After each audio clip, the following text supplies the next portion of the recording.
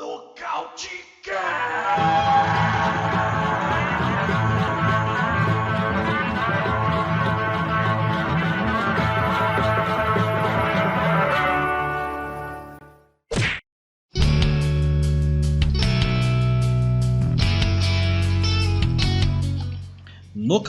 104, mais uma edição do nosso podcast de MMA feito por fãs do esporte. Eu sou o Davi Carvalho e estamos em mais uma noite aqui de debate, de resenha, para falar muito do evento que aconteceu do final de semana passado. Esse final de semana que acabou de acabar, né?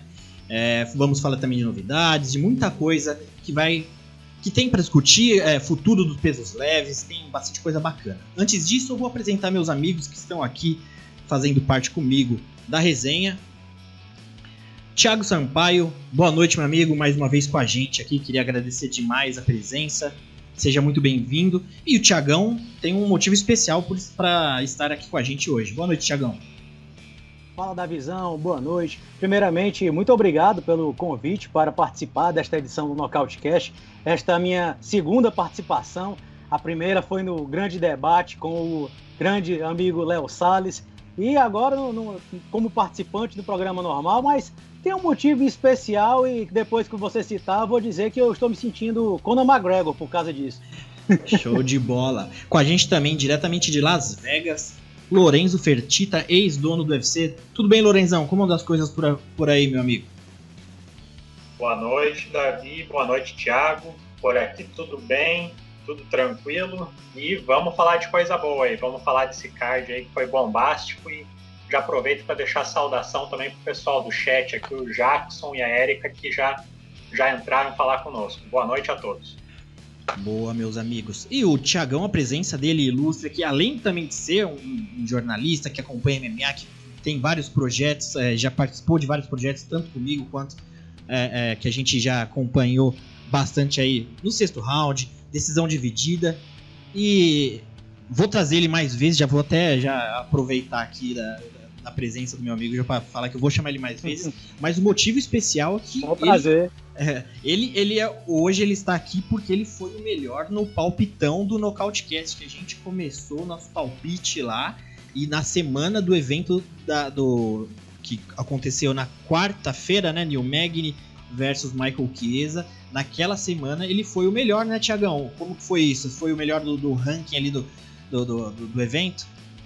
Pois é, e num card tão mais ou menos, né, naqueles card de quarta-feira, começando 11 da manhã, com luta principal, Chiesa contra Magny, aí pelo menos consegui tirar algo de bom, né, que foi essa participação do Nocautecast.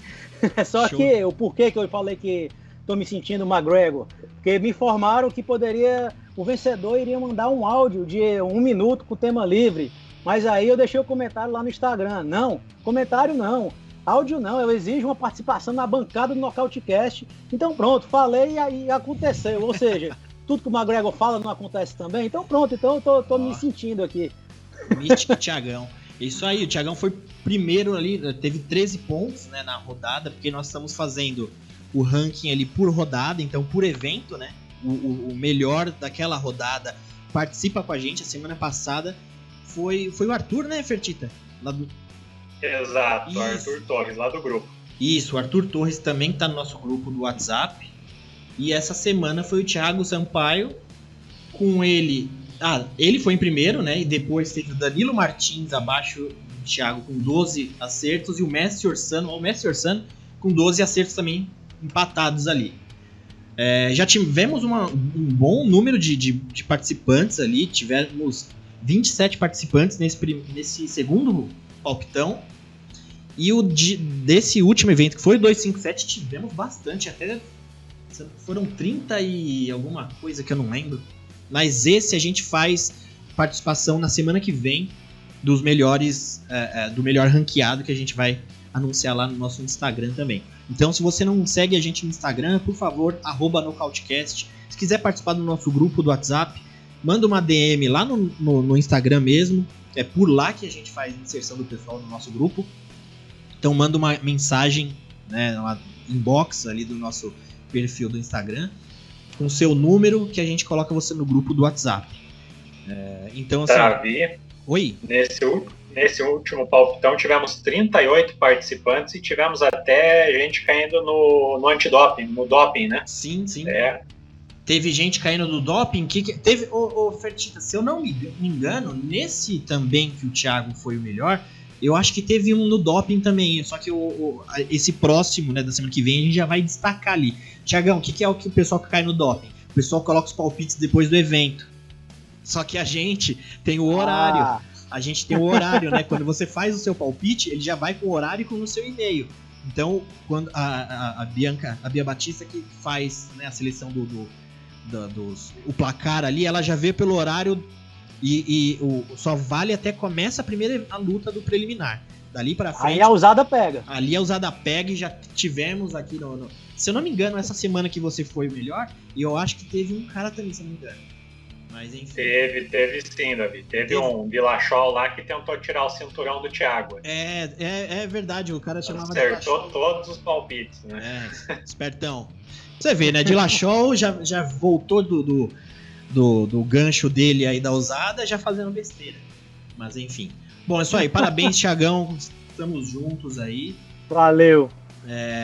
Sobre o Palpitão é isso. Quem quiser participar do Palpitão, toda semana, lá no nosso Instagram, na nossa bio, tem um link com aquele Linktree, né? Que a gente tem todas as possibilidades de você acompanhar no podcast.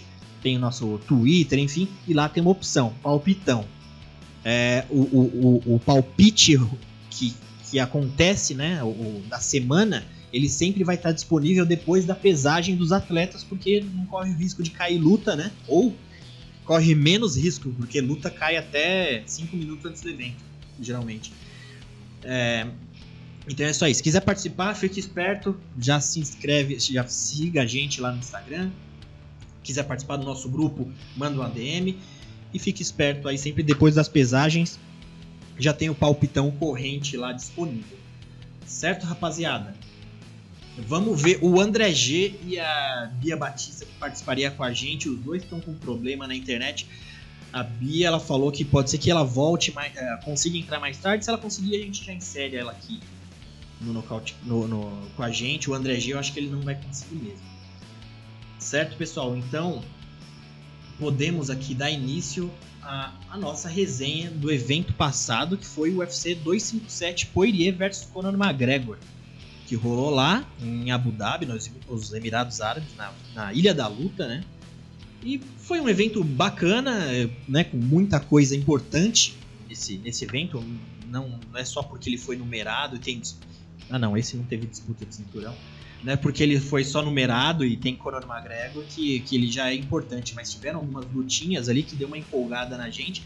A gente pode começar, rapaziada, eu separei alguns temas aqui que a gente viu na pauta pra gente discutir do principal, mas a gente pode começar com um preliminar. Eu quero pegar dos participantes aí, tanto o Fertita quanto o Thiago, e eu também vou tentar ajudar nessa resenha, pra gente pegar os destaques desse UFC. Eu vou colocar o posterzinho aqui do McGregor versus Poirier, mas eu já vou colocar também o card preliminar. Então, começando pelo nosso convidado, Thiagão, algum destaque bacana que você tenha visto no preliminar que você queira levantar aqui com a gente, que você gostaria? Pode começar, meu amigo. Eu acho que eu vou puxar aqui a luta do brasileiro, o Antônio Carlos Cara de Sapato, que foi derrotado para o Brett Tavares.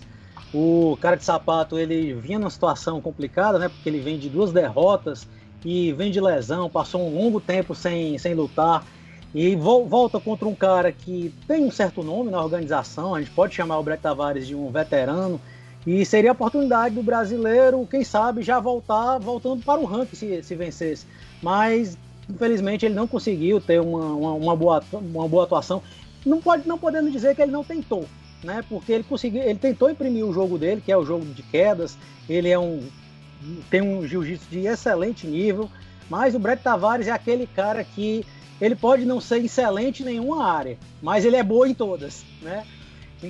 Na luta em pé, ele é aquele cara bem pragmático, ele sabe jogar no erro do adversário, apesar de não ser um nocauteador, e mostrou uma excelente defesa de quedas, que na verdade ele já vem mostrando isso nas últimas lutas. Então ele conseguiu defender praticamente todas as investidas do brasileiro e venceu todos os rounds na minha contagem. Um jurado ali marcou 29-28, 2 marcaram 30-27. Eu acho que todos os resultados são bem cabíveis. O brasileiro praticamente se limitou a ficar imprensando o Brett Tavares na grade. Então, foi um resultado ruim para o brasileiro. E o Brett Tavares se consolida ali como um porteiro do ranking, né?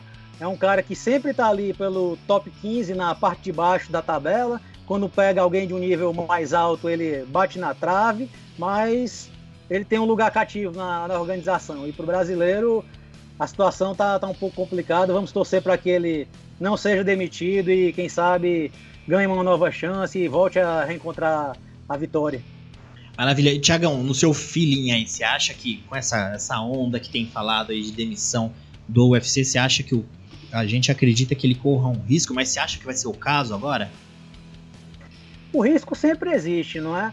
Agora, vamos ser sinceros, né? Tem um tempo já que o Dana White fala que vai sair essa barca de 60 lutadores, e até tivemos alguns nomes ali, como o Yoel Romero, o Jussier Formiga um pouco antes, mas essa barca de 60 até agora nada.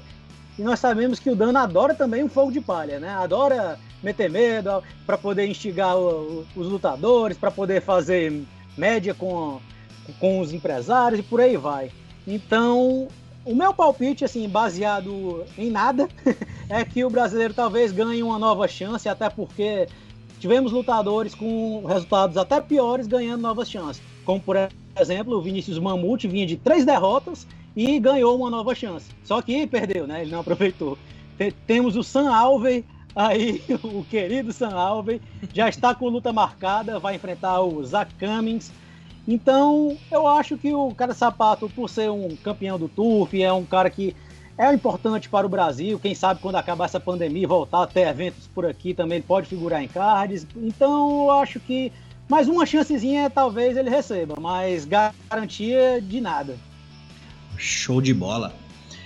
Lorenzão, um destaque aí bom pra gente.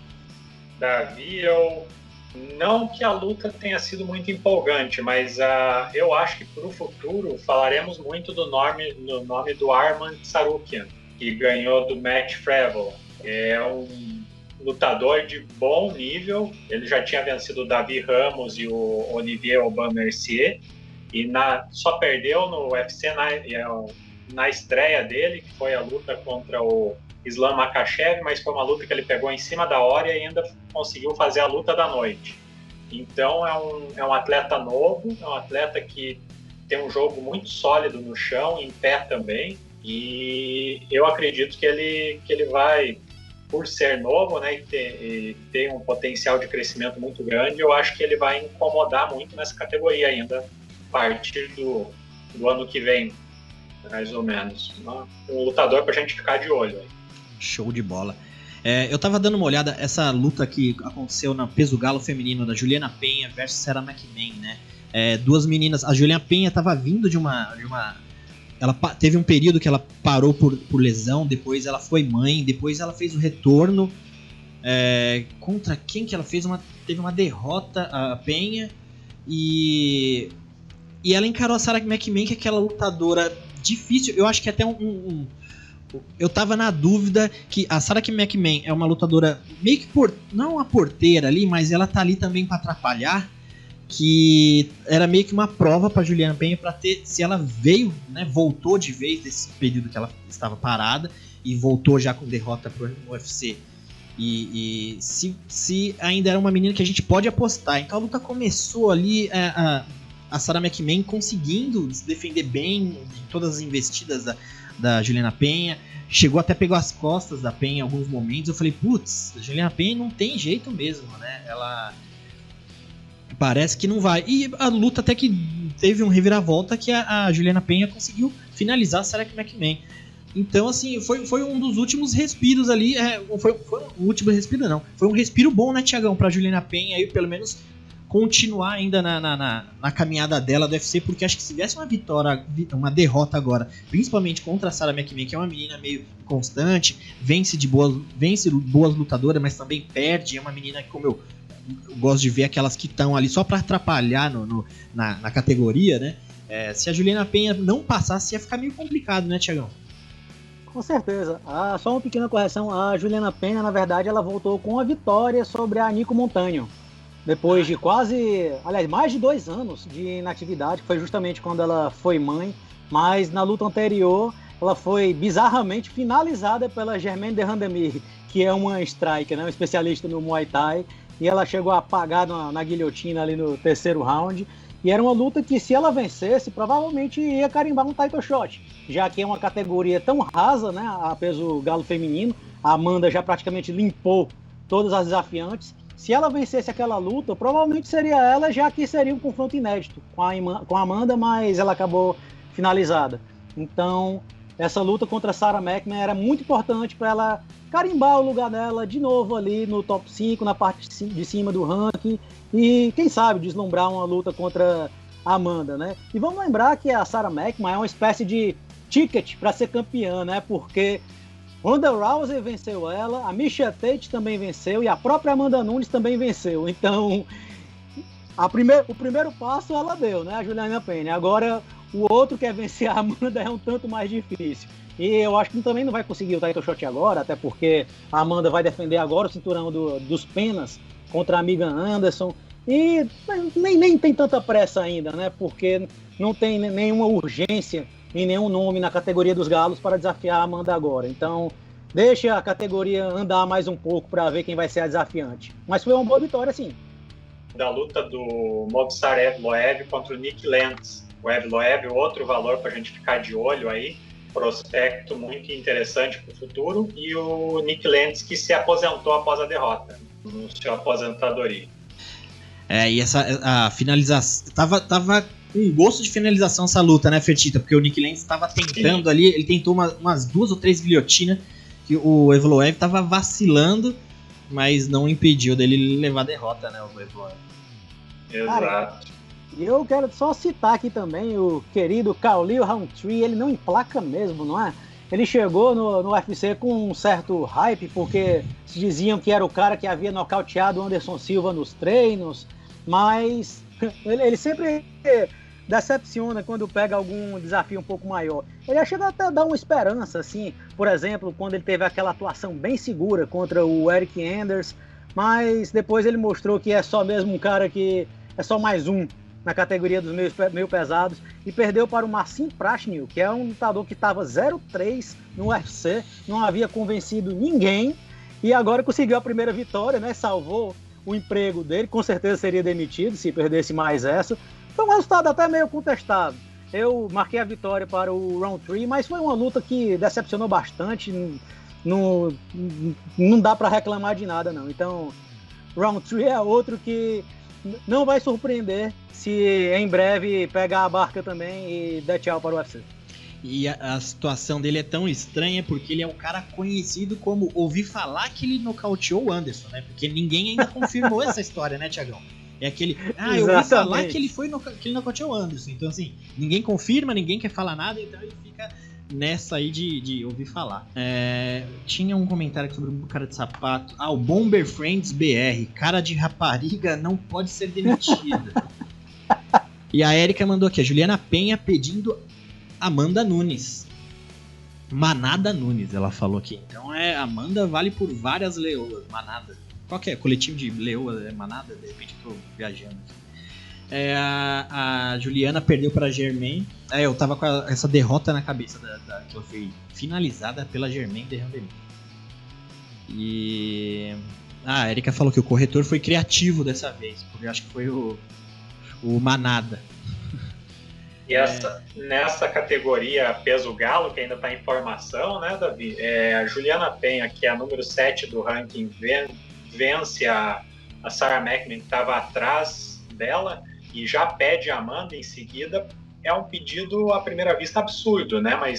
Mas às vezes é pedindo a Amanda Nunes que você recebe uma Holly Holm, né? E recebendo Holly Holm também é um ticket pro title shot, né? Se você passar dessa, ela perdeu para uma porteira, né? Que era de Randamie, mas na próxima, se pegar, por exemplo, a Holly Holm e conseguir a vitória, né?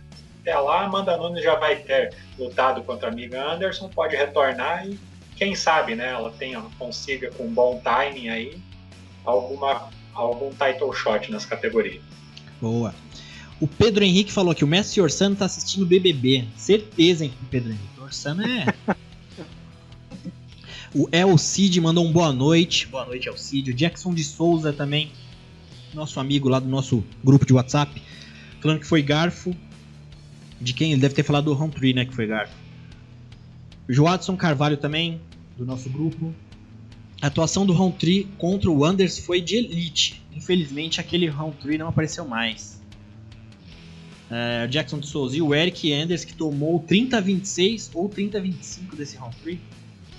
E a Erika falou, a Holly tem que ir de novo para o title shot.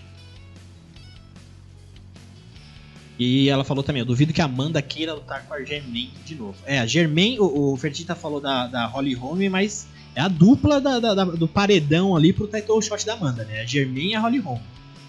Então qualquer uma dessas duas aí que você bater, você já pode estar já mais na cara do gol. Mas a Holly Holm é uma carta boa mesmo. Certo, rapaziada? Vamos então seguir aqui pro card principal. Começando já eu não lembro se essa sequência que tá no site do UFC que eu acompanho foi a sequência, porque eu lembro que algumas lutas mudaram lá no evento. Então eu vou seguir aqui o site do UFC e como a primeira luta do card principal, que foi a luta entre as brasileiras. Eu acho que teve uma luta antes no principal, mas eu vou seguir aqui. Essa foi a primeira mesmo. Foi a primeira das meninas? Foi. Eu tô com alguma coisa... eu acho que teve uma luta do cara que foi... Como chama o cara que quis dar um perdido lá, colocou um pessoal pra dentro no hotel? Não teve isso, Fertita? Do Azeitar, né? Era pra ser antes mesmo. Exato. Isso. Mas a primeira luta do principal foi a da Marina contra a Amanda, né? Boa, então vamos nessa luta pelo peso palha feminino. Marina Rodrigues versus Amanda Ribas. Uma luta... Tava muito muita gente tava na expectativa, quase todo mundo tava na expectativa, todo mundo que gosta de MMA e acompanha as meninas, dois nomes bons, né, da categoria palha.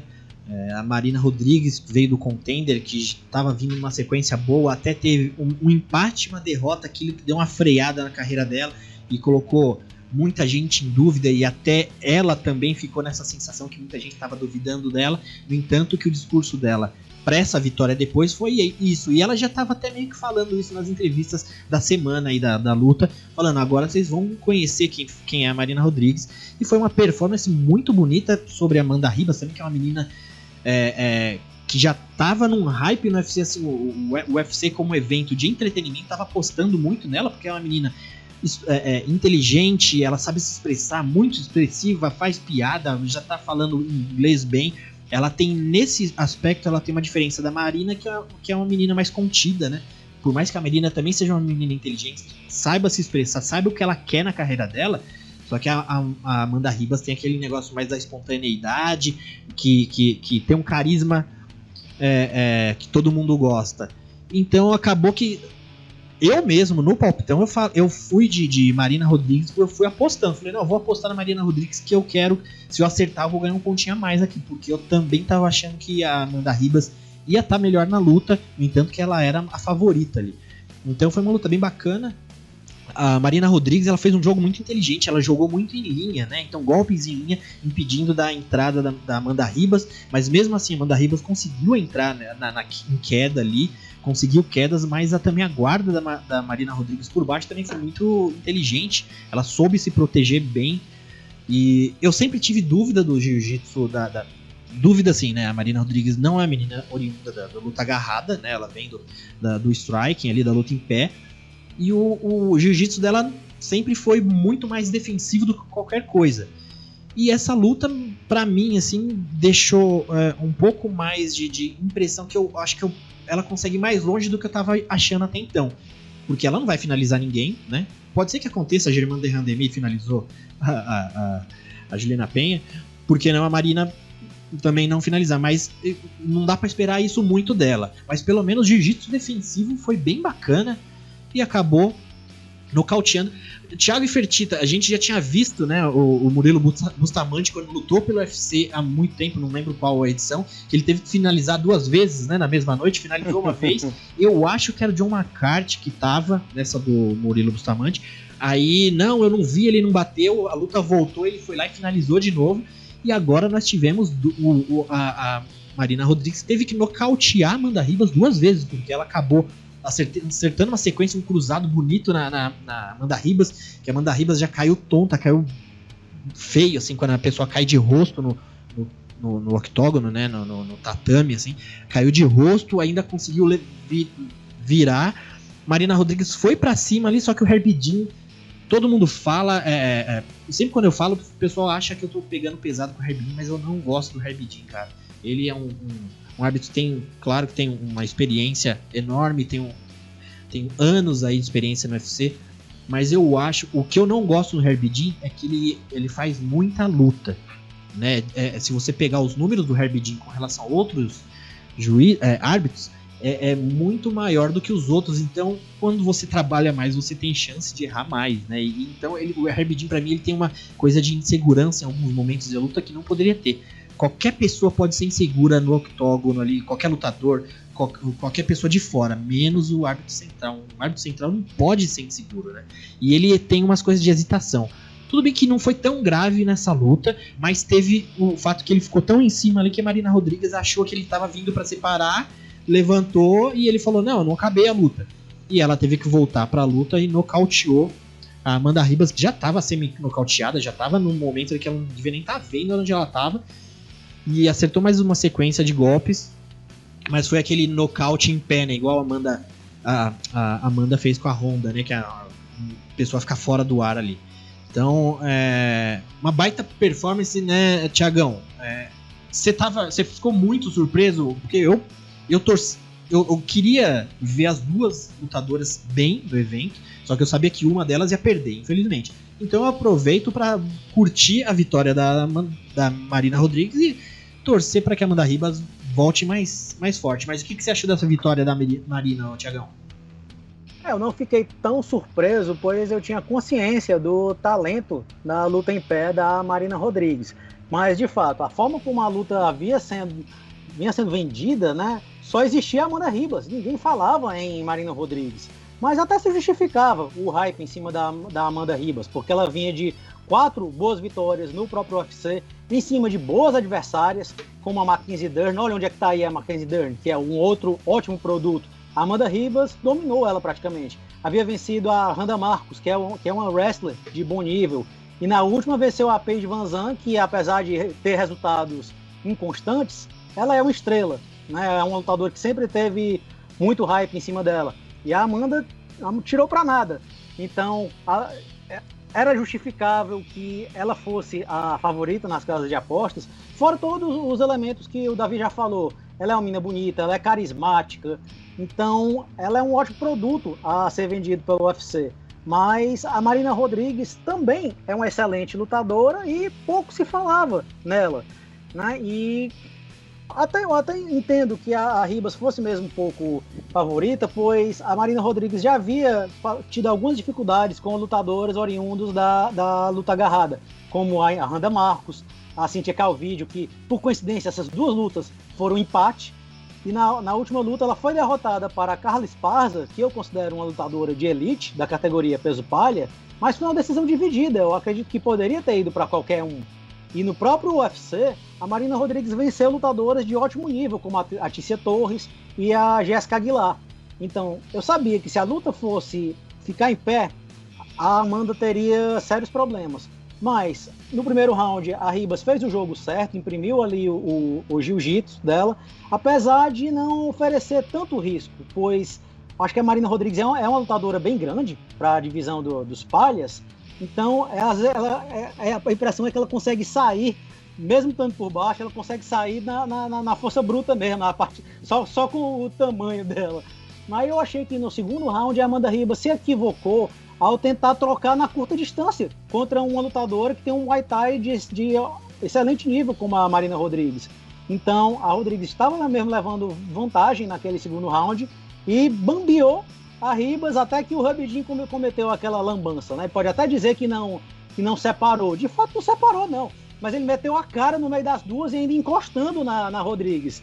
A Rodrigues também, eu acho que ela errou ao se virar de costas e sair andando, mas pô, a atitude do Rubidin não ajudou em nada. Né? Então, teve que voltar. A Ribas já estava em outro planeta ali, ela não estava mais no octógono, poderia ter encerrado a luta naquele primeiro momento, mas foi só para decretar a vitória mesmo. Conectou mais alguns golpes ali e aí sim o Rubidin separou ainda em pé, né, a Amanda Ribas. Então nocauteou 2 vezes e vitória com propriedade da Marina Rodrigues. E por incrível que pareça, ela era azarão na luta, mas ela está na frente no ranking. Então não deve se mover tanto assim no ranking. Lá em cima são muitos nomes de peso e algumas lutas já devem estar sendo casadas, então nem deve se mover tanto assim. Talvez pegue uma Michelle Waterson, que tem um nome mais conhecido. Então essa vitória foi importante para ela por isso, a nível de visibilidade. E a Amanda Ribas, paciência. O povo é muito imediatista também. Disse, olha aí, era só hype e foi destruída. Calma, também não é assim não. Ela é uma moça muito talentosa, sim. Pode voltar para a academia, corrigir os erros e ela pode crescer na organização. Tudo a seu tempo. Mas a Marina Rodrigues tá de parabéns pela atuação espetacular. Show de bola. Vou pegar um comentário aqui que eu vi da Érica falando: botei fé na Marina, ela fez o que eu esperava, performance brilhante, nunca embarquei muito no hype da Ribas. E o Jackson de Souza falou: a Marina tem uma defesa de queda horrorosa, mas é letal em pé, bastou 30 segundos de trocação no segundo round para ela deitar a Amanda muito bem. Curioso, Davi, é que em momento algum pareceu que a Amanda estava confortável na luta, né? Até no primeiro round, quando ela levou para baixo, ela foi mais golpeada do que conseguiu golpear a Marina, né? A Marina incomodou muito com aquela guarda ativa e sim, a Amanda, ela pareceu afobada durante o decorrer da luta e a Marina conseguiu nocautear 2 vezes, né? E a torcida brasileira, aí o pessoal que torce muito por esquadrão vai ter que se acostumar nessas categorias femininas, porque vamos ter a tendência que tenhamos cada vez mais duelos envolvendo brasileiros, ou brasileiros entre aspas, né, no caso da Mackenzie. Assim como já tivemos a Amanda contra a Mackenzie, agora a Marina contra a Amanda, tivemos anteriormente aquela primeira luta lá da Batistaca contra a Claudinha Gadelha, e tivemos a Jandiroba contra a Mackenzie Dern, tem a Livinha Renata também, então são todas, como diria o Minotauro, são todas craques, né? Então a tendência é que tenhamos cada vez mais duelos desse tipo no topo da categoria ali. Eu concordo com o Fertitta, inclusive citou aí a Claudinha Gadelha, eu acho que pode ser também uma opção para a Marina Rodrigues, eu acho que seria um ótimo duelo. Show de bola. Eu tava falando hoje com o Gabriel Satter, né, o cowboy que faz o matchmaking, só que o cowboy agora entrou no ritmo de show dele, então ele vai estar menos com a gente, mas a resenha sempre rola lá pelos grupos, né? Ele falou que ele deu algumas sugestões que eu vou colocar aqui nessas lutas que estão por vir aí. Ele falou em Marina Rodrigues versus Joana. Ele gostaria de ver, e é uma baita luta, 2 strikers, seria bem bacana. E eu peguei um comentário aqui também do Jackson do Souza, falou: se o Herbie Jean errar 5% das lutas, né, das lutas que ele faz, já é um número grande, porque ele tá em todas. O Vitor Reis aqui falou: essas lutas repetidas não tem graça nenhuma pra Amanda Nunes. Nem pra gente também. Se é pra repetir, tem que fazer sentido, como a gente viu aí Conor e Gate. Se tiver uma trilogia, mas a gente vai falar isso mais pra frente. Quem mais que esses dias fez uma sequência? Mas assim, tem que fazer um sentido. Só essa repetir por repetir só vale a pena pra quem tá disputando também, né? Se bem que a gente às vezes dá uma de Pacheco, né? Se a gente fosse do país das meninas, a gente das outras, da Holly Holm e da Germaine, a gente já tá torcendo por elas. Às vezes pode ser que algum sentimento assim afloresça, né? Pode ser também. Jackson de Souza falou: é verdade, tomar 2 nocautes é embaçado para a saúde. Então, tem a questão da síndrome lá do segundo impacto, né? Que falam da questão de quando você leva um nocaute, a Amanda Ribas ali passou por uma situação não muito saudável, né? E o primeiro nocaute que ela sofreu foi mais... Eu achei que foi mais brutal do que o segundo, né? Que o Herb Dean, de fato, interrompeu. E também isso que o Thiago falou sobre o Herb Dean é importante, porque a gente vê que em várias lutas ele tem essa postura. Quando o atleta cai, sofre um knockdown ali, ou às vezes até só um flashdown, ele se posiciona de uma maneira meio atabalhoada, assim, que ele acaba cercando o atleta. Né? Eu acho esquisito, assim, ele é um bom juiz, mas ele tem essa falha recorrente em algumas lutas. Pois é, rapaziada. Bom, depois teve pela categoria luta feminina também, peso mosca feminino, Jessica Ai versus Jojo Calderwood. Duas meninas também que estavam numa situação em que tinham que provar alguma coisa. Eu achei que a Jessica Ai viria melhor nessa luta. Jojo acabou vencendo ali na decisão.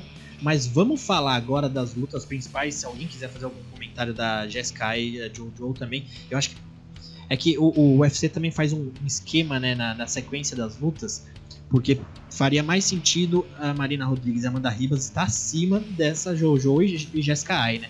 Mas eu acredito que eles colocam primeiro no card principal ali já para chamar o pessoal pro pay-per-view ali, já para uma luta bacana já começando o principal, né? Porque lá nos Estados Unidos eles fazem de separação, né? Passa um trecho no Fight Pass, depois no pay-per-view é num outro lugar, enfim. É mais estratégico, não que uma luta vale mais do que a outra aqui esportivamente, né? Vamos para as duas lutas aqui principais do evento da noite, né?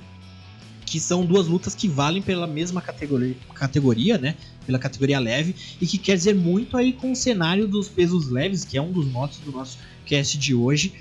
E vamos começar pela segunda luta mais importante da noite, que foi Dan Hooker versus Michael Chandler, que também venceu Performance da noite. Eu não falei mas a Marina Rodrigues também venceu Performance da noite, ganhou um bônus, né? Eu falei da luta do preliminar, essa do principal já começou pelas meninas com Performance, depois teve pela categoria leve Dan Hooker, Michael Chandler, também teve uma outra Performance, já pro lado do Michael Chandler, porque foi uma luta com vários sentimentos, né? A gente tava esperando muito essa estreia do Michael Chandler no UFC, porque ele vem do Bellator, né? Ex-campeão do Bellator, um dos maiores nomes do Bellator, que passou pelo Bellator, foi o Michael Chandler. Veio aí num momento, se eu não me engano, ele tem 35 ou 36 anos, já estava até com receio de ser tarde para o Michael Chandler. Então era um dos receios que eu tava, né? Porque, putz, será que a gente passou do ponto ali? Ele entrou no UFC num momento tarde, né? 34 anos, desculpa. Daqui 2 meses, daqui 3 meses ele faz 35. Enfim, passou dos 30, já começa um momento pro lutador ali que pode ficar mais decisivo na questão de performance, né? Ele começa a dar uma queda. Mas o Michael Chandler não mostrou isso não, fez uma performance perfeita, no entanto que ganhou o bônus.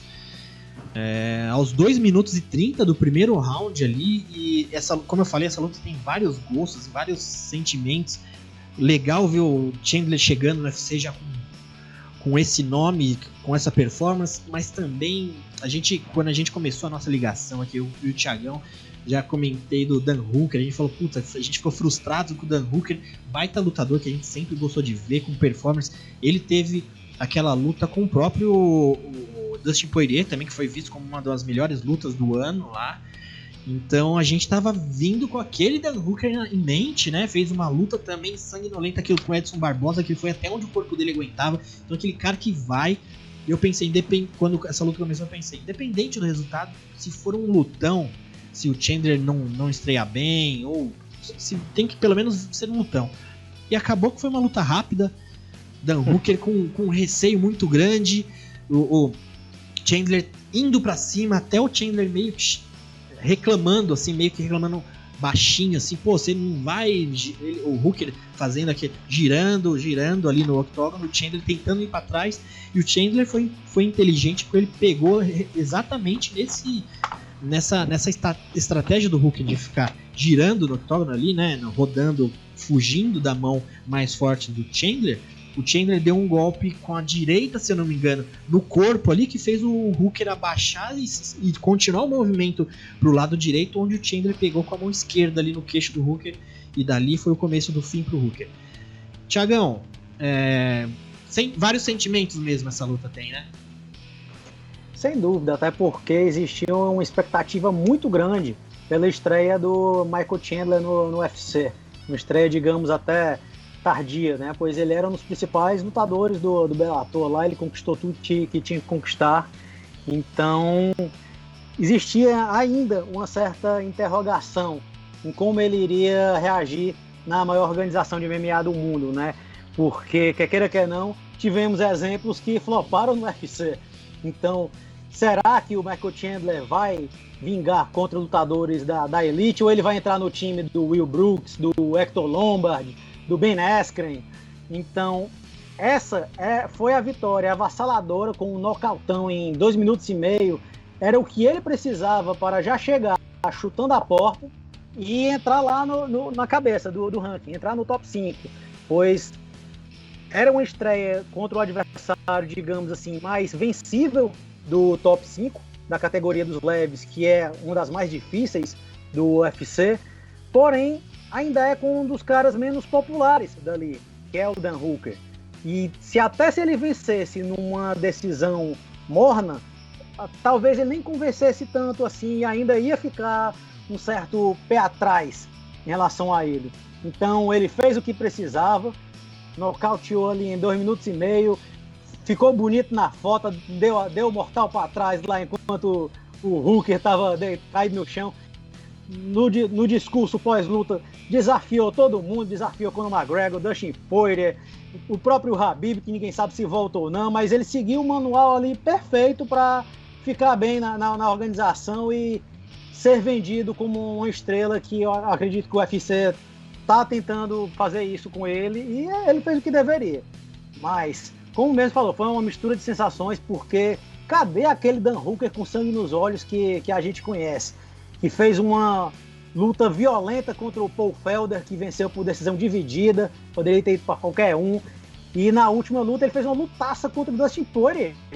Olha o que o Dustin Poirier fez com o Conor McGregor. E o Hooker não se intimidou, foi para cima. Na minha opinião, ele venceu os 2 primeiros rounds contra o Poirier, e depois que o Poirier virou a luta, mas os dois saíram ensanguentados. Foi uma das melhores lutas do ano de 2020, sem sombra de dúvidas.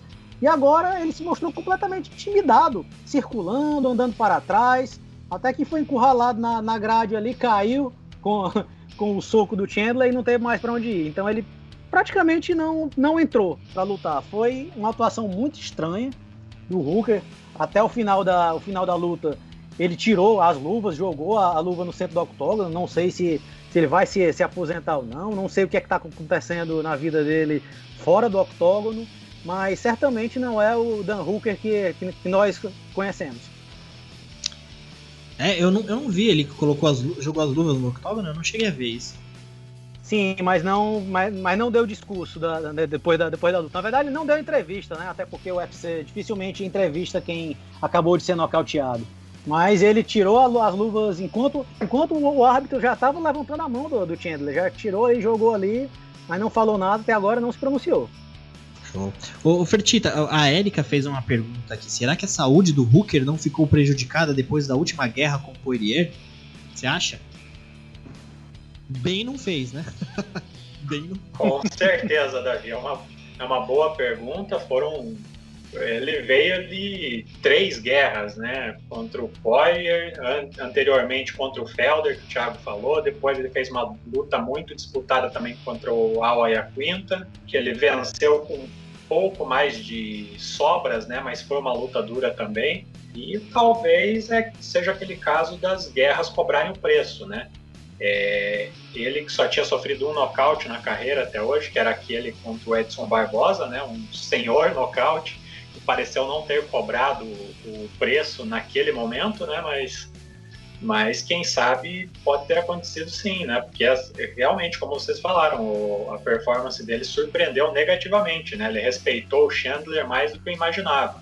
Circulou demais, até pode dizer que fugiu em excesso das suas características, né? Ele tudo bem jogar na média distância ali, mas ele sempre buscou mais o infight, mas as poucas tentativas de ataque dele foram com low kicks, mas ainda assim ele soltava aqueles low kicks sem muita confiança, muito receoso de ser quedado, né, de ir para o chão, e acabou indo, né, mas o Chandler não precisou nem usar o wrestling, né, para ele ir para o chão. Não precisou nem colocar o selo NCAA em jogo, né. Foi uma vitória do Chandler para mostrar o cartão de visitas, para justificar toda a curiosidade que cercava a estreia dele, e como o Thiago falou, né, tantos floparam aí, né, Will Brooks, Ed Álvares também não teve uma boa estreia, Ben Askren, que acabou estreando meio na dúvida, depois a gente viu que fracassou, né? O próprio Matheus Ganhot, lá do KSW, também não teve uma estreia boa, e o Michael Chandler consegue uma das estreias mais dominantes de todos os que ultimamente estrearam vindo com um grande cartaz, né? Se for contar além da estreia dele, teve a estreia do Prochaska também, mas não foi uma estreia fácil, né? E a estreia do Dricus du Plessis também, que também estreou bem contra o Marcos Maluco, mas a do Chandler foi a mais dominante de todas. Show de bola. Eu vi o Dana White falou que foi a melhor estreia que ele já viu na história do UFC, assim, de um lutador já com um nome grande chegando no UFC. Acho que ele esqueceu da estreia do Justin Gaethje contra o Michael Johnson, né? Foi uma lutaça, cheia de reviravolta. Sim. Exato, uma estreia que não foi fácil também, mas foi apoteótico, né? A própria estreia clássica do Anderson contra o Chris Lieben no UFC também foi bizarro o que o Anderson fez naquela noite. Exato.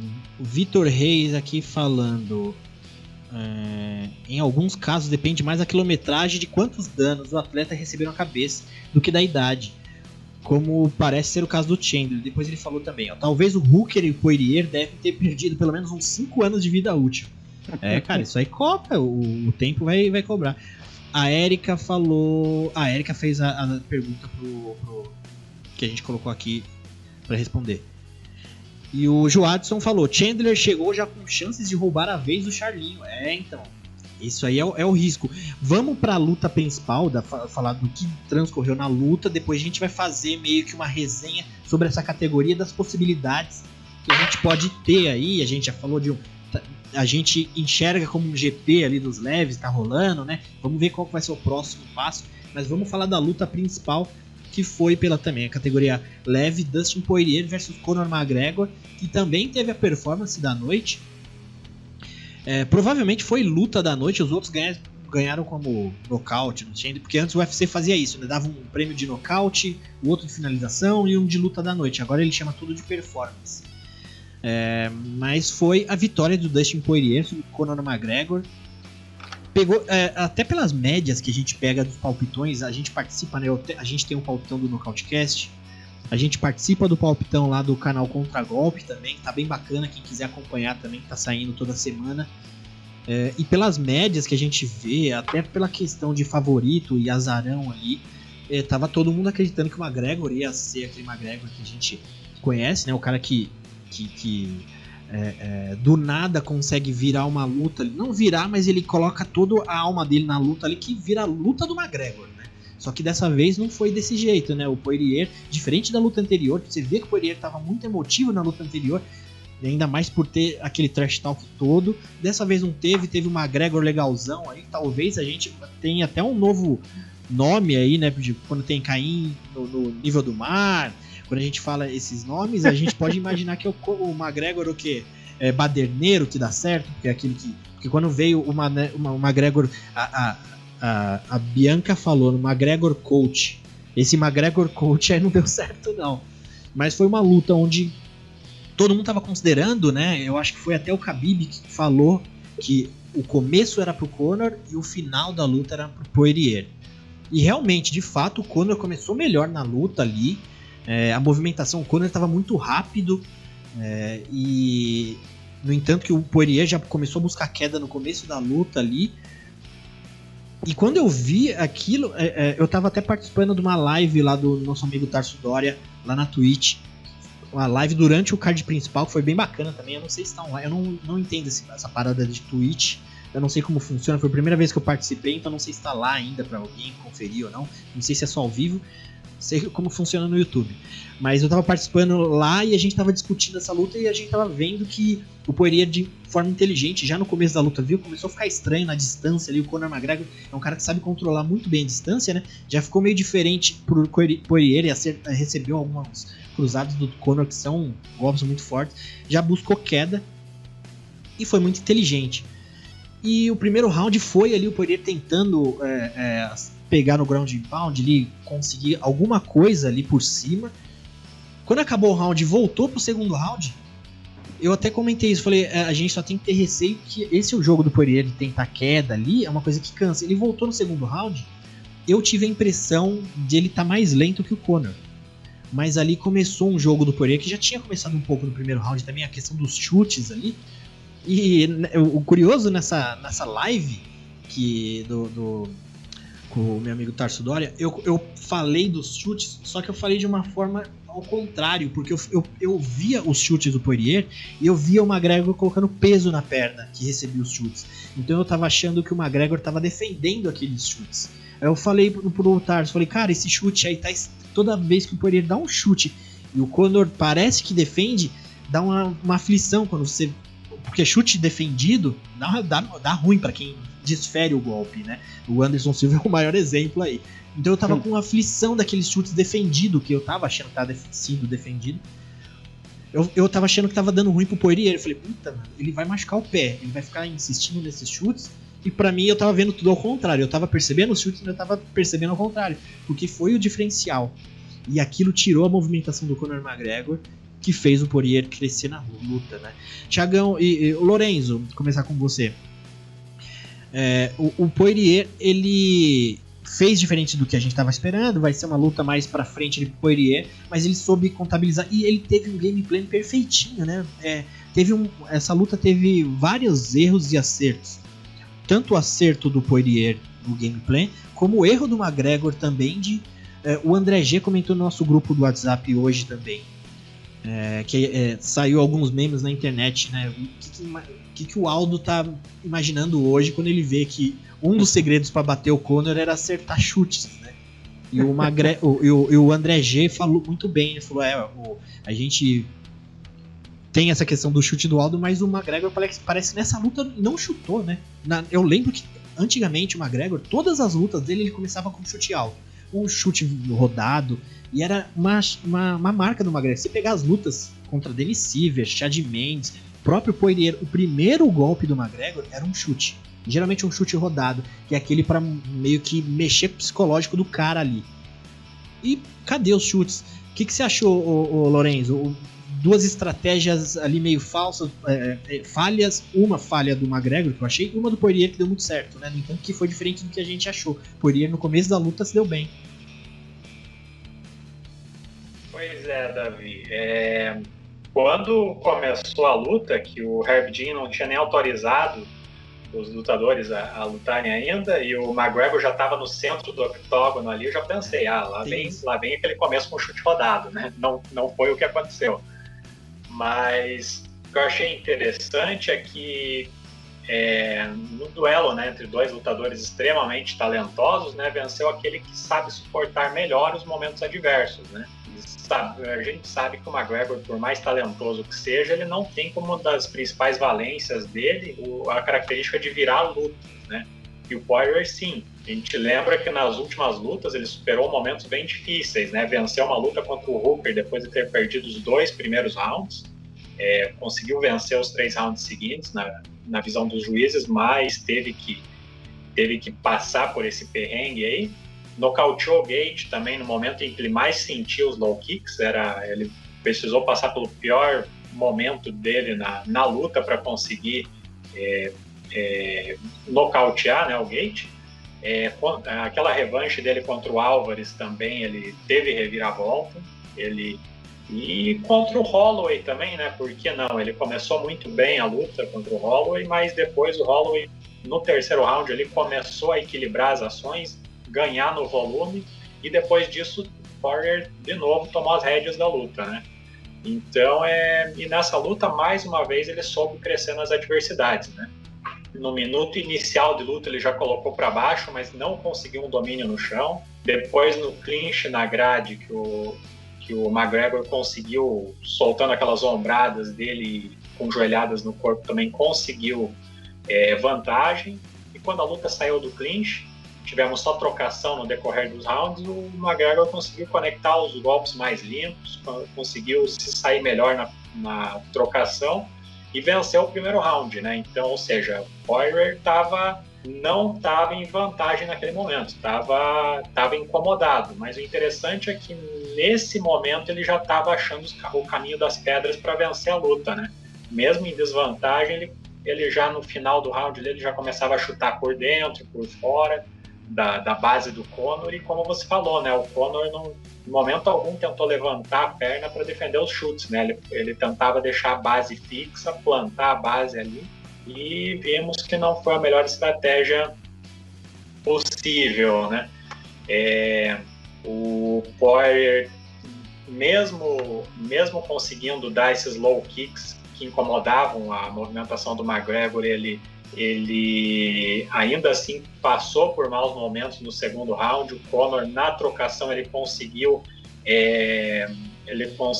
pegar o tempo do chute do Poirier, ele entrava com um golpe reto, incomodou o americano e ainda assim estava até em vantagem na luta. O Poirier estava se incomodando ali, mas eu achei interessante um momento em que o Poirier tenta dar um chute na base do Conor, e o Conor segura a perna dele e ergue a perna, e o Poirier vai pulando para trás, e ali faltou um cacuete de wrestler para o Conor, porque ele não soube o que fazer com a perna do Poirier na mão, né? E nesse momento o Dustin conseguiu começar a virar a luta. McGregor até tentou encurralar ele ali na grade na trocação, mas o Poirier inverteu e bastou o McGregor soltar alguns golpes no vazio ali para o Poirier capitalizar em cima daquilo e começar aquela blitz dele, e que terminou com o McGregor no chão, né, nocauteado, e com aquelas centenas de memes que estão viralizando aí mundo afora, né? Boa, eu até vi um vídeo do Zé Augusto lá no canal Nocaute que é mostrando os memes, né? Mostrando todos os memes que rolaram. Show de bola. Exato. E naquela hora que o McGregor pegou a perna do Poirier, eu lembrei do Joaquim Buckley lá, daquele nocaute do ano passado. Eu falei, já pensou? O McGregor acabando num highlight, né? Sendo nocauteado num highlight. Pegar aqui um comentário do pessoal. Poirier veio pra vencer a qualquer custo, Jackson de Souza, né? Quedou quando pôde e tentou ser estratégico. E a Erika falou, McGregor vence acabando com o emocional das pessoas. Dessa vez o Poirier estava centrado e focado na luta.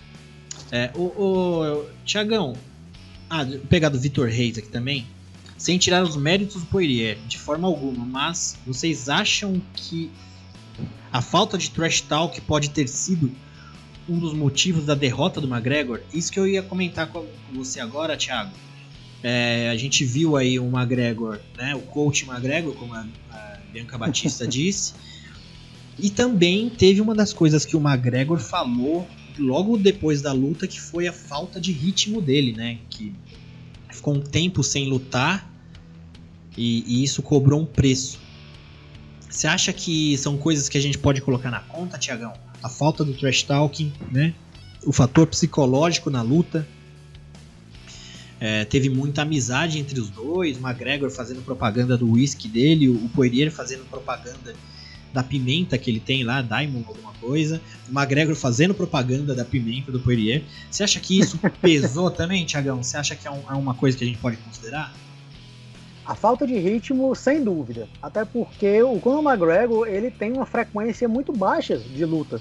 Logo depois que ele se tornou ali o champ, com aquela atuação de gala contra o Ed Álvares, aí foi quando ele cresceu mesmo a cabeça e se tornou a estrela que é hoje. Aí foi fazer aquela luta de boxe contra o Floyd Mayweather, demorou quase 2 anos para voltar ao MMA e voltou logo contra o monstro que é o Khabib Nurmagomedov, e tivemos aquilo que foi completamente dominado. Então voltou ali contra o Donald Cerrone, que era uma luta bem na medida para ele voltar a vencer, e de novo voltou mais de 1 ano depois. Então, quer queira quer não, por mais que ele seja um striker fora de série, porque o Conor é sim um striker muito eficiente, esse baixo ritmo de luta, todo mundo sente, ele é humano, no fim das contas. Mas em relação ao trash talking, eu acredito que não, eu acredito que ele é um cara que sabe dosar bem, e eu acho que isso não mexe muito com o psicológico dele. Porque quando ele tem do outro lado um Nate Diaz, que é um cara que entra no jogo dele, e aí os dois gostam de trocar provocações até o limite, aí pronto, ele se sente em casa. Mas quando ele tem um cara tranquilo como o Poirier, ele deixa quieto, ele nem faz questão disso. Porque apesar de não provocar, por mais que o Conor McGregor estivesse nessa fase mais zen, a autoestima dele, que sempre foi elevada, estava lá. Inclusive, ele estava com muito estrelismo para essa luta. Não que antes não tivesse, mas nesta também estava. Chegou lá em Abu Dhabi com um iate de 25 milhões de dólares, se não me engano. Chegou em carro de luxo.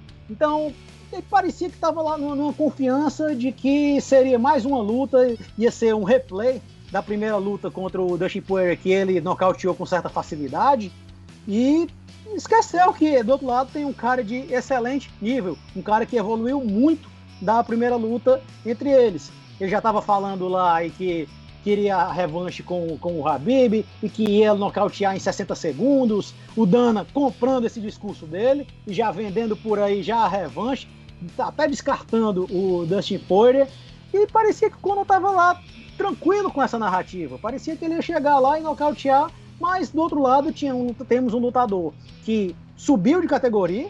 A primeira luta deles foi no peso pena. O Dustin Poirier está muito mais à vontade do peso leve e evoluiu bastante. Do outro lado ele tinha um lutador que veio para vencer, não veio para dar show.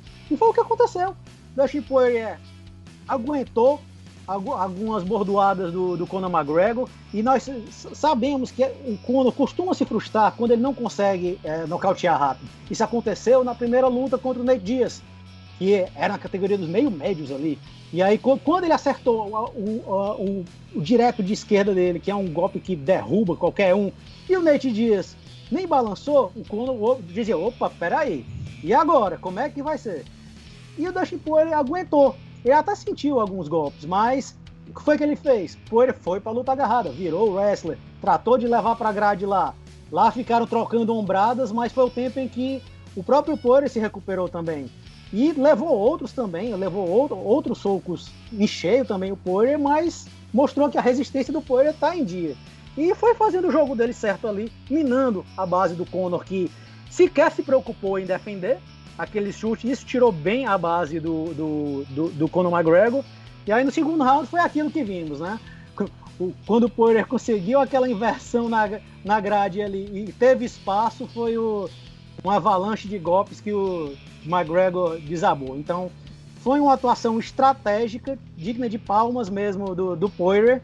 E foi um McGregor diferente, mais zen, mas é o mesmo, quer queira, quer não. Cheio de autoestima e já que certo de que iria nocautear e conseguir vender outra luta milionária. Então se frustrou bonito o irlandês. Boa. O Jackson de Souza mandou aqui: estamos esperando esse nocaute de 60 segundos do Conor. Mystic Mac não deu certo dessa vez. A Erika falou. A Erika tá conversando com o pessoal ali no chat. Deixa eu ver quem mais. Sem tirar o método. O Victor tava. A pergunta que eu fiz aqui.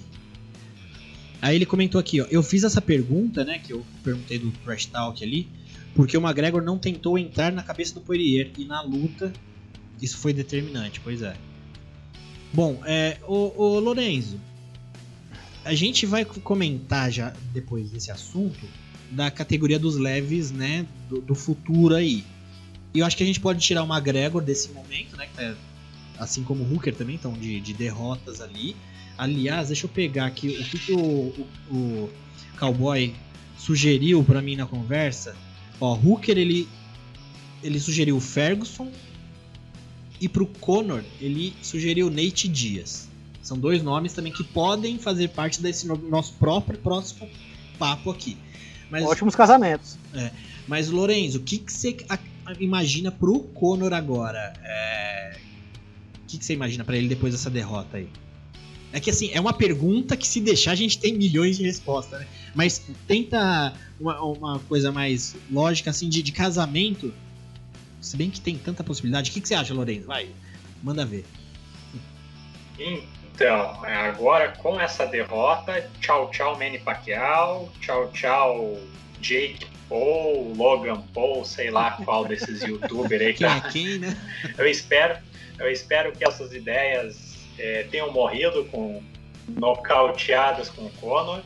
Eu gostaria muito de ver ele na próxima enfrentando ou o Justin Gaethje ou o Tony Ferguson, mas provavelmente esse é o meu desejo, mas acho que a realidade é que vem trilogia por aí, seja contra o Nate Diaz ou contra o Dustin Poirier. Eu acho que a hora que o Conor quiser, a hora que ele tiver disposto a retornar, eu acho que vai. Infelizmente vem trilogia por aí. Espero que não seja algo que torne essa categoria ainda mais morosa com relação à disputa de cinturão e definição no topo dela, né?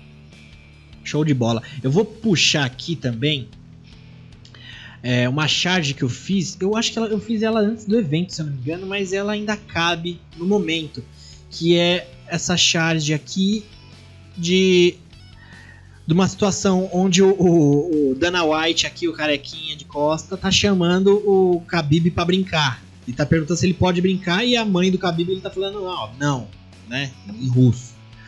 Porque o Dana tá insistindo, a gente sabe que tem a situação do Khabib que falou que vai se aposentar, falou que quem queria o cinturão, quem queria que ele fosse, né, o que ele foi, era o pai dele, depois perdendo o pai dele, isso não faria mais sentido continuar, ele conquistou tudo que ele queria, e a mãe dele vivia pedindo agora pra ele desistir de lutar, e o Khabib falou, não quero mais. Aí teve todo aquele papinho lá do Dana White, aquela historinha, fizeram uma reunião, enfim, aí depois pra mandar um talvez pra gente. Então a gente patético, Então, aliás, o Dana anda bem estranho, viu, cara? Cada declaração.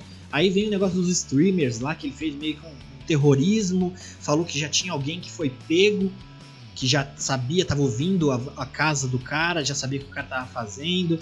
Aí esse negócio da barca dos 60, que a gente tava até comentando lá no nosso grupo do Nocautecast, parece um assédio moral, né, de empresa pros funcionários, tipo, vamos melhorar isso aí, se não melhorar a gente vai demitir, porque você fala que vai demitir 60 e nunca chega essa lista, pra mim não tem lista nenhuma.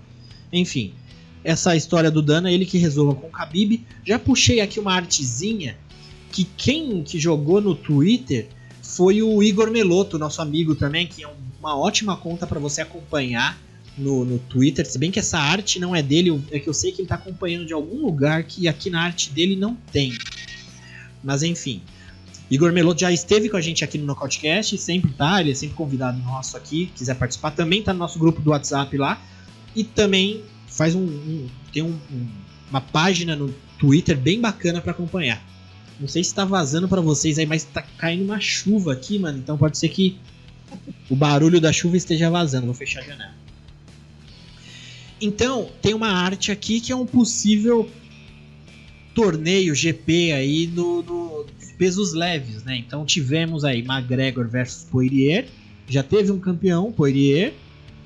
Tivemos Charles do Bronx e Tony Ferguson, teve um vencedor que foi do Bronx. Do outro lado, então do lado aqui esquerdo da chave temos Poirier e do Bronx, né, 2 vencedores.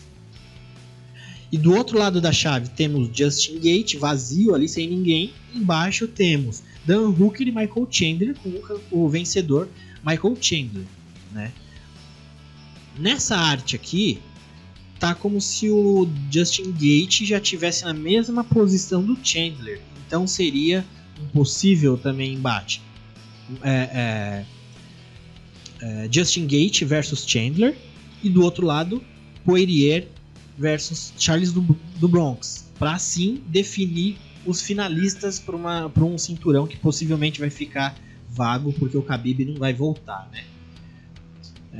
Então temos essas situações aqui, vamos ver o que a gente consegue. Eu vi até uma situação do próprio Justin Gaethje fazer também uma semifinal ali com o Nate Diaz, né? Também é uma possibilidade. Tiagão, como que você vê essa categoria dos leves? Como a gente pode imaginar que ela vai ser daqui pra frente? Essa ideia de torneio, até foi falado isso na coletiva de imprensa lá, antes do evento, né? Tava o Chandler, McGregor, Poirier e Dan Hooker. E um dos repórteres falou, todo mundo tá falando de um GP, o que vocês acham? Aí o McGregor falou, vamos fazer. Aí todo mundo também foi unânime ali, vamos fazer, bora, vamos fazer. Então tá um gosto de torneio, porque as coisas estão acontecendo entre esses cabeças do ranking ali, né? Mas o que você acha que pode acontecer daqui pra frente, Tiagão, nessa questão de casamentos aí, Khabib voltar ou não? O que você acha que se der pra gente tentar prever alguma coisa? Se fosse no Bellator, né, o GP já era anunciado, já teria sido oficializado. Mas a gente sabe que no UFC não funciona assim. Talvez até exista um GP informal, né? Não vão declarar assim. Pode ter dois, né, Tiagão? Pode ter dois. O dos fãs, que é esse que a gente levanta, e o dos caras lá, né? Exatamente. Mas a situação da categoria peso leve está completamente indefinida. Temos muitos cenários possíveis. Mas de cara eu já coloco assim, acredito que o Khabib não volta também, por mais que o Dana White insista bastante nisso, o Khabib tem declarado que está bem assim, quer se dedicar à academia dele, já prometeu para a mãe que não volta, então acho que está até demorando para o Dana vagar logo esse cinturão dele. E aí como é que está a situação que temos atualmente? O Dustin Poirier, com uma vitória dessa em cima de um nome como o Conor McGregor, automaticamente se credencia para ser o desafiante ao cinturão vago. Contra quem é que é a questão? Temos algum... né? Exatamente. Temos algumas possibilidades. Quem são os nomes vindos de vitória que estão ali no top 5 e que são nomes bem plausíveis para disputar esse cinturão vago? Michael Chandler, um nome fortíssimo, que vem do Bellator e estreou nocauteando o Dan Hooker. E o nosso Charlinho, né? O Charles do Bronx, que vem de nada menos que 8 vitórias, sendo a última uma atuação espetacular contra o Tony Ferguson, dominante. E o lado bom para o Charlinho nessa situação aí, nessa possibilidade, é que o Dustin Poirier já falou que não quer enfrentar o Michael Chandler. O Dana White se animou com essa luta, a luta que mais faz sentido mesmo, se o Khabib não voltar, é Poirier e Chandler, mas o Poirier disse que não vou enfrentar o cara que acabou de chegar aqui e vencer um cara que eu já venci também, no caso o Dan Hooker. E o Poirier elogiou o Charles do Bronx, então, quem sabe, é uma possibilidade. Porém, o Conor McGregor já disse que quer a trilogia com o Dustin Poirier, pediu a trilogia logo depois da luta, e quando o Conor quer, a gente sabe que muitas vezes ele consegue e tem boas possibilidades, porque tendo o Conor, isso envolve dinheiro e ele vende muito pay-per-view, e é o que o UFC tem interesse. Então, existe a chance dessa trilogia imediata acontecer, a próxima luta já ser essa trilogia, a terceira luta entre Dustin Poirier e Conor McGregor. O Poirier também, de besta, não tem nada, vai faturar um cheque gordo mesmo se essa trilogia acontecer, e talvez para ele seja até mais interessante do que uma disputa de cinturão, que é garantir esse pay-per-view milionário. E aí sobra quem? Michael Chandler e Charles do Bronx, pelo cinturão vago. Porém, é uma luta que não tem tanto apelo comercial. Então, eu acho que talvez o Dana White até prefira esperar um pouco para definir uma luta valendo cinturão. Até porque se essa revanche acontecer, essa Poirier e McGregor, não faz sentido ela ser valendo o título vago. Se essa segunda luta não valeu, por que a terceira ia valer com o McGregor vindo de derrota? Isso é absurdo. Mas, quem sabe, essa luta entre Charles do Bronx e Michael Chandler pode também ser valendo o cinturão vago. Em termos de meritocracia, o Charlinho vem de ótimas vitórias e não seria nada injusto. Porém, a gente sabe que o barco não toca assim, E sempre tem o Nate Diaz que pode aparecer no meio para embaçar tudo aí, furar fila. Se ele pedir uma luta com o Dustin Poirier, o Poirier diz que tem interesse, até porque é uma luta que já foi casada, mas não chegou a acontecer. Então, são muitos cenários possíveis na categoria. Vitor Reis comentou aqui, vocês acham que o Poirier e McGregor 3 pelo cinturão, para daqui 4, 5, 6 meses, faz sentido? É isso que o Thiago meio que falou. E até eu vi o McGregor falando que nos próximos 1 ano e meio ele quer fazer umas 6 lutas. Isso eu gostei de ouvir, sabe? McGregor lutando bastante, ótimo. Nem que ele tenha mais 2 derrotas aí, mas o que importa é o McGregor lutando, porque independente de qualquer coisa, é muito bacana ver o McGregor lutando, né? Ele é um lutador muito bom. A Erika falando, Poirier andou sinalizando, Charles é um bom desafiante, acha que isso vai ajudar ele finalmente a disputar o cinturão? O Thiago também comentou, também é um ótimo ponto. Eu vi um nome aqui também que a gente não comentou, que vale a pena citar, o Ferti tá no próprio chat falando que não faz sentido uma trilogia. Aqui, um perfil que chama K falou, isso é culpa do Rodrigo, ele colocou Rodrigo Mais, mas deve ser Rodrigo Maia, sei lá, porque eu não conheço outro Rodrigo no MMA. Cadê? O Vitor Reis falou, Davi espetacular com as charges, muito obrigado, Vitor. Cadê o comentário que eu vi, que eu quero perguntar pro Fertita? Poderia ser Gate versus Dos Anjos nessa lista. Então, Rafael Dos Anjos também é um nome aí que apareceu. Já tem uma história com Conor McGregor também, de uma luta que não aconteceu. E o Rafael Dos Anjos, eu tava tentando assistir o Rafael Dos Anjos hoje lá no PVT, ele tava, então eu não consegui. Eu assisti o comecinho, aí eu tive que resolver umas coisas aqui, eu não consegui, eu queria ter visto. Então depois disso aqui eu vou ver se amanhã eu assisto essa entrevista do Rafael Dos Anjos. Mas, vou pegar mais algum comentário aqui. Jackson de Souza. Vencer Ferguson é mais relevante do que vencer Hooker. Charles está na frente esportivamente. É isso aí. Ô Fertita, você acha que a gente consegue colocar o Rafael Dos Anjos nesse bololô aí? De repente no meio desse GP aí dos leves, né? GP virtual, né? Que a gente está imaginando aí dos leves. De repente ele também fazendo uma lutinha aí com o McGregor também seria bacana. O que você acha, Fertita? O Rafael Dos Anjos? Com certeza, Davi. Ele, nesse GP aí, o Gate tá sem adversário, né? Então uma luta dele contra o Gate seria interessante para a categoria. Uma luta dele contra o Conor também, né? Já tiveram para lutar 2 vezes, né? Uma delas acabou caindo porque o Rafael Dos Anjos sofreu uma lesão na perna, outra vez foi relatado que o McGregor estava para fechar a luta com ele naquela fatídica semana que acabou com o McGregor quebrando o ônibus lá, né?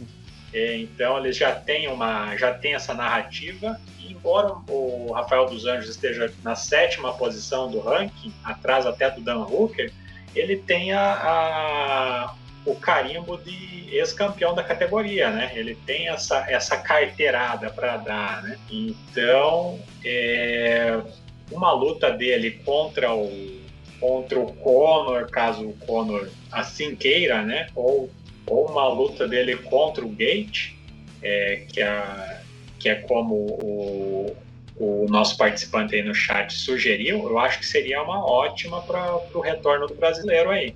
Eu acho que ele poderia fazer poderia fazer um fogo interessante aí no topo da categoria. Show de bola. Deixa eu ver mais algum comentário aqui pra gente encerrar. Sobre essa questão... Mas é interessante, né, Khabib?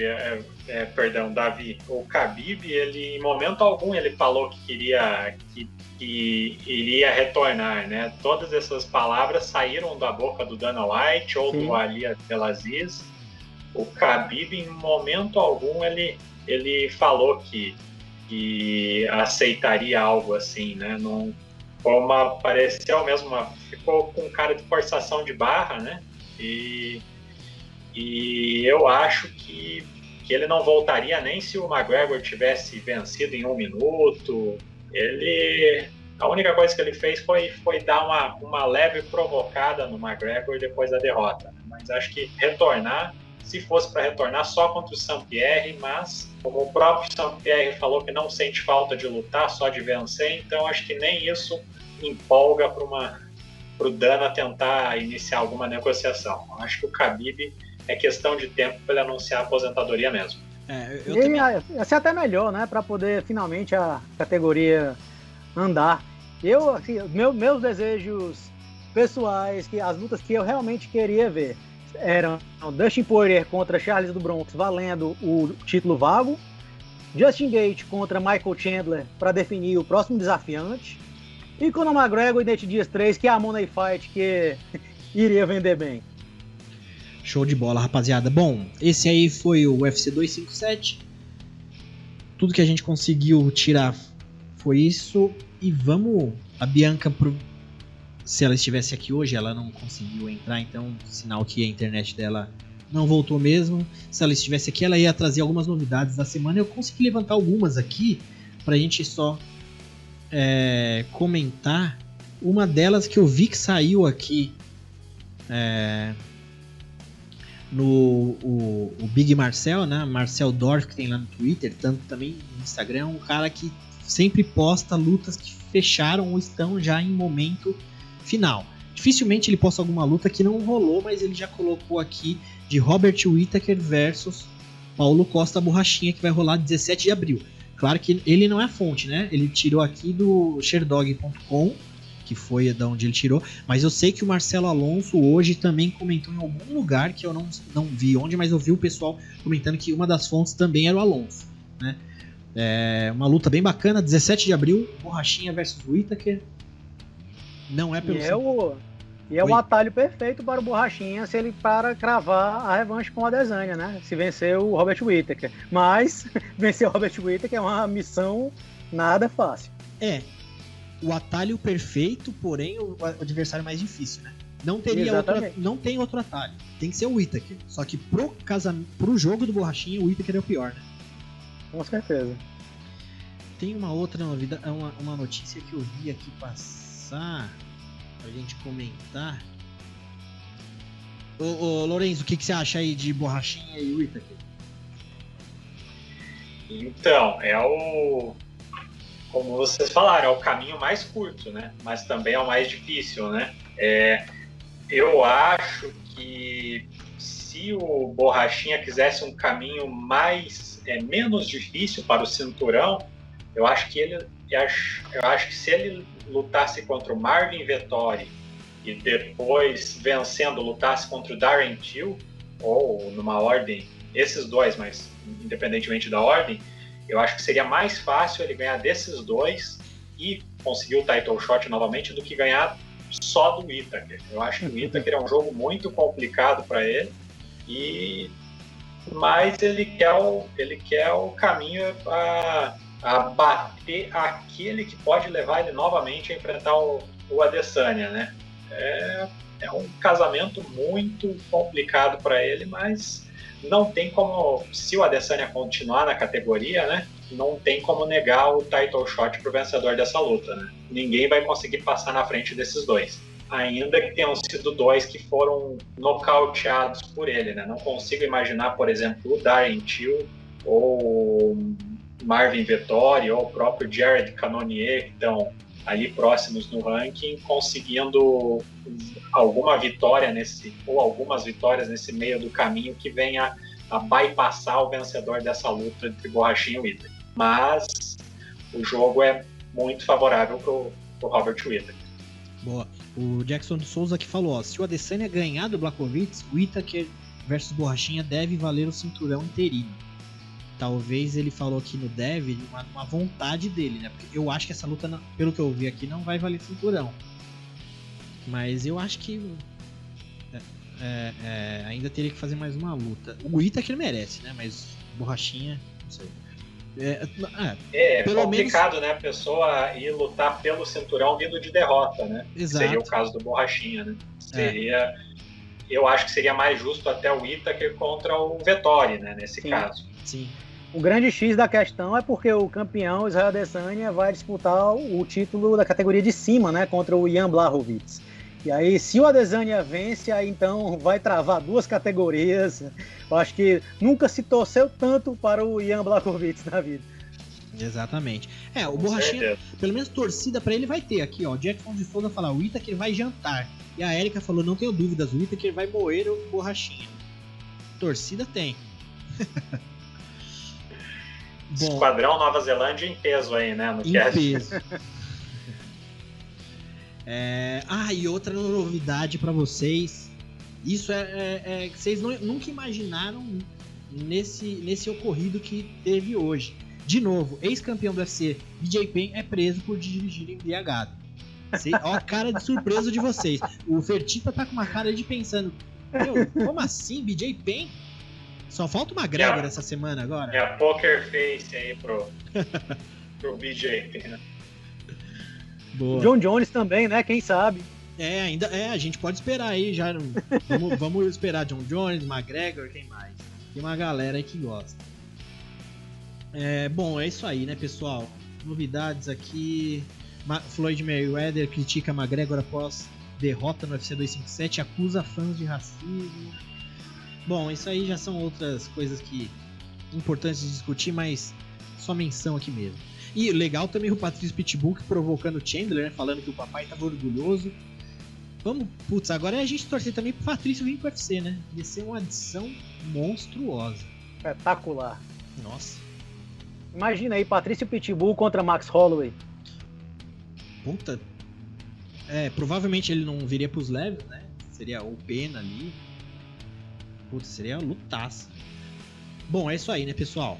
Deixa eu me despedir do pessoal do chat aqui que esteve com a gente. Deixa eu ver se tem mais algum comentário pra gente citar.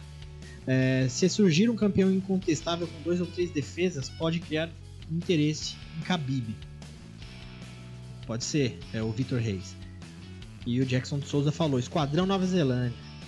Mandou risada aqui, a Erika concordou com ele rindo.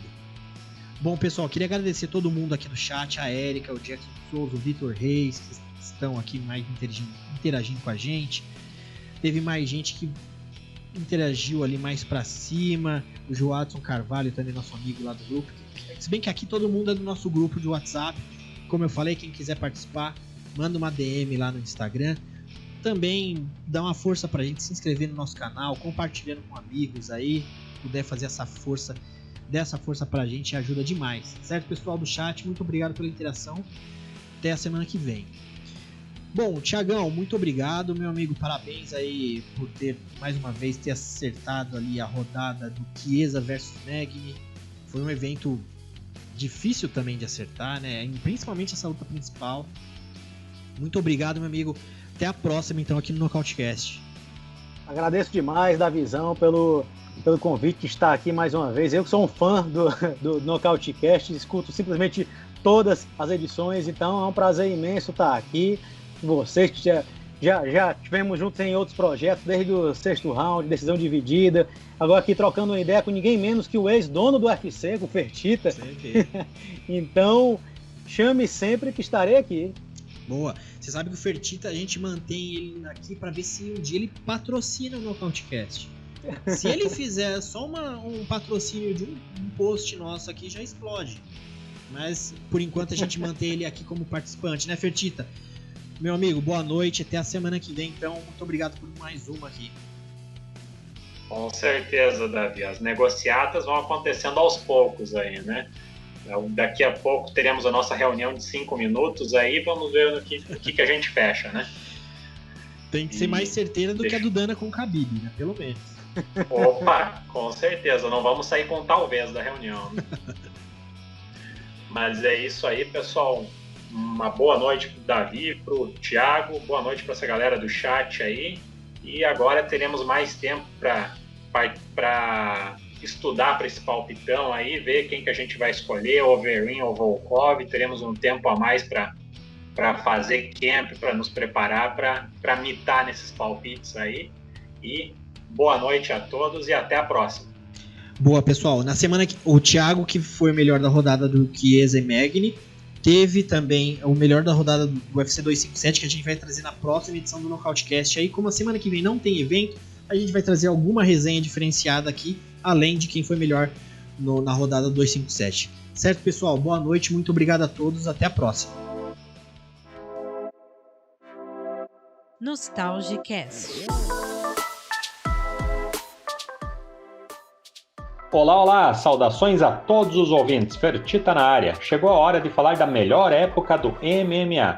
Semana do Nocautecast 104, então relembramos o UFC 104, realizado dia 24 de outubro de 2009 em Los Angeles, Califórnia. Para começar, um duelo entre dois tops do peso médio que poderia valer uma disputa de cinturão para o vencedor. Yushin Okami contra Chael Sonnen. Porém, a luta não empolgou muito os fãs, e mesmo com uma vitória tranquila por decisão unânime, o consenso era que Sonnen deveria fazer outra luta antes da aguardada chance contra Anderson Silva. Seguindo no card, o co-main event trouxe o prospecto Cain Velasquez contra o estreante Ben Rothwell, com a experiência de 36 lutas na carreira. O atleta da AKA dominou toda a luta, usando o grappling e o ground and pound para castigar Rothwell, até que o árbitro Steve Mazzagatti interrompeu o massacre no início do segundo round. Vitória de Cain Velasquez por nocaute técnico, chegando à 7ª vitória em 7 lutas na carreira. No main event, cinturão dos médios em disputa. O campeão Lyoto Machida, que nunca havia perdido um round no UFC, enfrentava Maurício Shogun, que vinha de vitórias por nocaute contra Chuck Liddell e Mark Coleman. Foi uma luta muito estudada e técnica, porém sem muita variação no game plan. Shogun investiu nos low kicks para minar a movimentação do campeão, dominando o centro do octógono e caminhando mais para frente.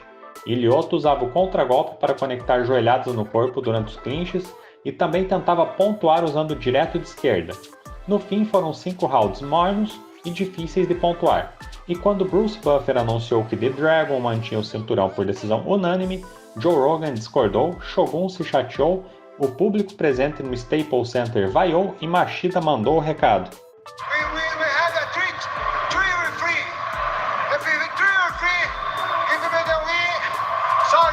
Festa do campeão. E, para o desafiante Shogun não sair tão desconsolado, resolvemos lhe dar o pagamento integral, incluindo o bônus de vitória, além de conceder a revanche imediata. Nada mal, hein? Um abraço a todos e até o próximo Nostalgicast.